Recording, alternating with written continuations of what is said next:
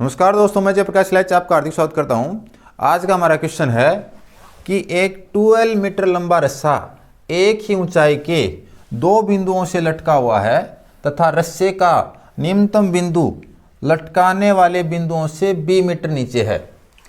तो हमें दे रखा है कि ये कोई एक ही ऊंचाई पर दो बिंदु हैं, इनके मध्य कोई रस्सा लटकाया हुआ है जिसकी लंबाई 12 है, और ये जो बिंदु हैं वो ये एक बिंदु, ये दूसरा बिंदु दे रखा है। इससे निम्नतम बिंदु की अगर ऊंचाई देखें तो अगर मैं क्षैतिज रेखा खींचूं और ये हाइट ज्ञात करें तो ये हाइट होगी b। यानी प्रश्न में दे रखा है कि जो कैटनरी बनेगी उसका झोल है यानी sag of the catenary equal to b। सिद्ध कीजिए कि रस्से के तनाव का क्षैतिज घटक W into L square minus B square upon 2b है। यानी हमें जो हॉरिजॉन्टल कंपोनेंट ज्ञात करना है टेंशन का, उसका मान ये प्रूफ करना है जहां W रस्से की प्रति मीटर लंबाई का भार है। तो इस क्वेश्चन में हमें 12 गिवन है, यानी L इस साइड में L इस साइड में, तो टोटल जो लेंथ हो जाएगी वो 12 है। B दे रखा है, W दे रखा है, तो L, B और W ये तीनों चीजें तीनों ही कांस्टेंट हैं। और अगर W कांस्टेंट है, L कांस्टेंट है और B कांस्टेंट है तो ये कंप्लीट जो तनाव का क्षैतिज घटक है वो भी कैसी राशि होगी? अचर राशि होगी। जब हमने कैटनरी का नए समीकरण प्रूफ किया था तो उसमें मैंने बताया भी था कि तनाव का क्षैतिज घटक कैटनरी के प्रत्येक बिंदु पर अचर होता है और वो T नोट के इक्वल होता है, यानी WC के इक्वल होता है। हमारे पास एक रस्सा दिया हुआ है जिसकी लंबाई 12 है, तो मैंने उस रस्से को कहा BCD और C उसका न्यूनतम बिंदु है, और जो लटकाने वाले बिंदु B तथा D से 20 मीटर नीचे है। तो सॉल्यूशन स्टार्ट करते हैं। माना BCD एक 12 मीटर लंबा रस्सा एक ही ऊंचाई के दो बिंदुओं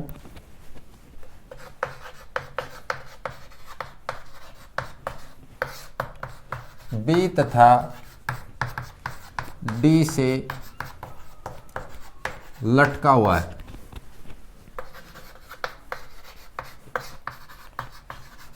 अब ये रस्सा लटका हुआ है तो इसका मतलब ये गुरुत्वाकर्षण के अधीन लटका हुआ है, और गुरुत्वाकर्षण के अधीन लटका हुआ है तो इसका मतलब किस रूप में है? कैटनरी के रूप में है।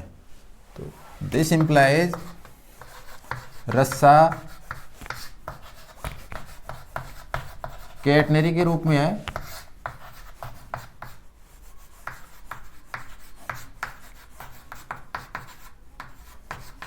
तथा इसका न्यूनतम बिंदु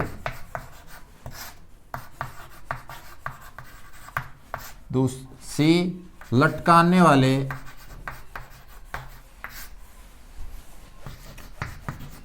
वाले बिंदुओं से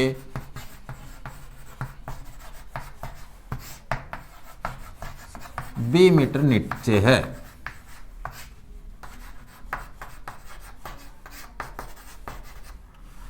तो इसका मतलब क्या हुआ कि ये जो BC दे रखा है, तो ये जो B हाइट दे रखी है वो किसके बराबर है? GC के बराबर है। This implies GC equals to B। तो यानी अगर B से C की ऊंचाई देखें, यानी वर्टिकल डिस्टेंस देखें, तो अगर लेवल सेम करें तो यहाँ पे G पॉइंट आता है। दोनों के बीच की जो डिस्टेंस दे रखी है वो B दे रखी है। इसे हम कह सकते हैं GC बराबर B, या इसे कह सकते हैं कैटनरी का झोल, सेग ऑफ द कैटनरी।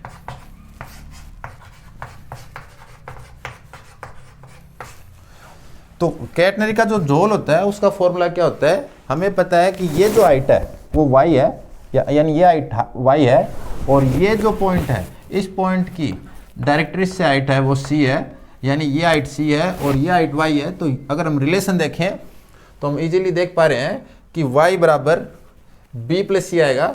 तो पहले मैं GC की वैल्यू लिख रहा हूँ, तो y minus C equals to b। This implies y equals to b plus C. इसे कहा मैंने इक्वेशन नंबर 1। तो कैटनरी के लिए हमें एक फॉर्मूला पता है जिससे हम C की वैल्यू निकाल सकते हैं। तो C की वैल्यू निकालनी हमें, तो हम फॉर्मूला कौन सा काम में लेंगे? तो कैटनरी के लिए C square plus S square equal to Y square.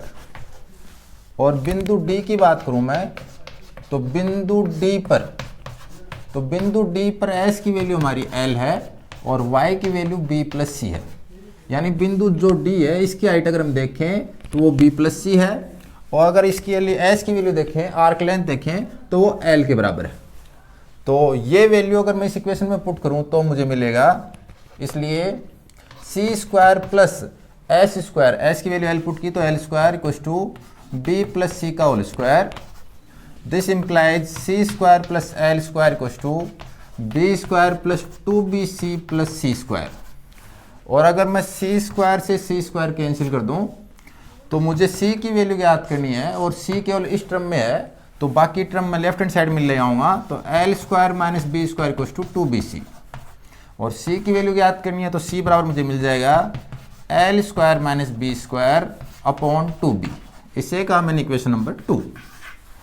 अब मुझे रस्सी में तनाव का क्षैतिज घटक याद करना है, तो तनाव का क्षैतिज घटक, horizontal component of the tension in rope,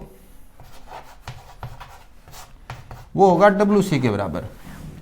catenary के किसी भी बिंदु पर अगर हम तनाव याद करेंगे तो उसकी वैल्यू अलग अलग होती है, लेकिन अगर तनाव का क्षैतिज घटक याद करेंगे तो वो हमेशा प्रत्येक बिंदु पर कांस्टेंट मिलेगा और WC के इक्वल मिलेगा।